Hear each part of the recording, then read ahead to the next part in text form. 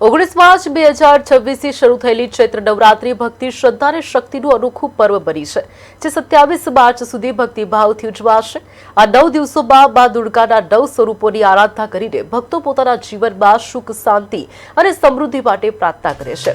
આ વર્ષે ચૈત્ર નવરાત્રીનો પ્રારંભ વધુ વિશેષ બન્યો છે, કારણ કે તેનો આરંભ વિક્રમ સંવત 2083 સિદ્ધાર્થી સંવત્સર સાથે થયો છે।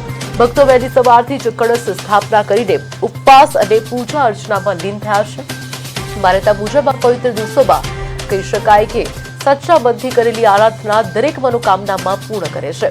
નવસારી શહેરના મધ્યમાં આવેલું મા આશાપુરા મંદિર ભક્તોની અડગ આસ્થાનું કેન્દ્ર બની ગયું છે। નવરાત્રીના પ્રારંભે જ વહેલી સવારથી ભક્તો માતાજીના દર્શન માટે ઉમટી પડ્યા હતા, જેના કારણે મંદિર પરિસર ભક્તિ અને આનંદના માહોલથી ગુંજી ઉઠ્યું હતું।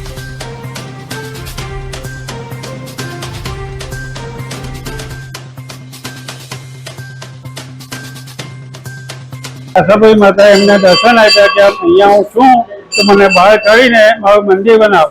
તો ગાયકવાડે કીધું કે મારું જે કામ છે તે હું કહીને આવું ને સફળતાપૂર્વક મારું કામ થઈ જાય તો હું તમને અહીંયાથી બહાર કાઢીને મંદિર પછી ગાયકવાડે ફરી પાછા આવ્યા, એમનું કામ થઈ ગયું। આની આશાપુરી છે એટલે પછી એમણે આ બળની નીચેથી 3 મૂર્તિ એક સાથે નીકળી છે। ગણપતિ દાદા, આશાપુરી માતા, માર્કંડેય ઋષિ મુનિ પ્રભુ। એમ તો હું અહીંયા રેગ્યુલર આવું જ છું, પણ આજે ચૈત્ર નવરાત્રીનું પહેલું દિવસ છે અને તમે જોઈ શકો છો કે આજે ઘણા બધા માણસો આવ્યા છે।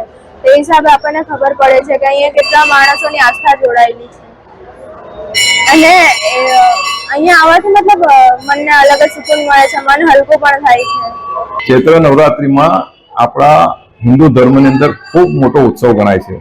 આખા ભારતભરમાં આ ઉત્સવ ઉજવવામાં આવે છે। માતાજીના ગરબા પણ અહીંયા રાખવામાં આવે છે। બ્લડ કેમ્પનું પણ આયોજન 8મના દિવસે કરવામાં આવે છે અને ભક્તો ખૂબ મોટી સંખ્યામાં દર્શન કરવા પધારે છે।